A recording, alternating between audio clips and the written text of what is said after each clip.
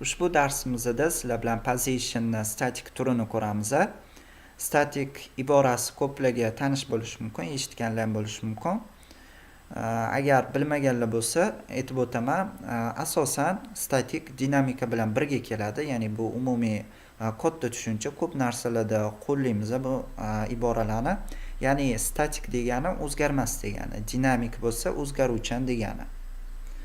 Positionda shuni demak ko'radigan bo'lsak, ya'ni statik va dinamikka bizda absolute bilan relativ bor edi. Ya'ni bularni o'tgan darsda o'tgandek, bular dinamikka misol bo'ladi, ya'ni bular o'zgaruvchan.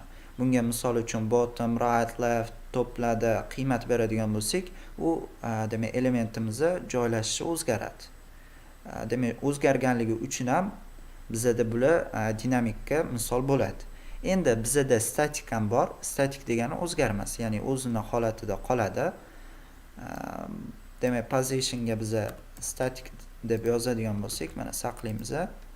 Ko'rsak, mana hech narsa o'zini holatida qoldi. Ya'ni boshlang'ich holatda. Bu yerda bottom bilan rightni inobatga olmadi. Biz buni o'chirib tashlasak ham ushbu holatda qoladi. Ya'ni o'tgan darsda ham ko'rsatgandim, o'chirib umumiy olib qaraganda har bitta elementimizning pozitsiyasi statik holatda turadi. Qachonki biz bularga absolute yoki bo'lmasa relativ beradigan bo'lsak, shunda dinamikka o'tadi.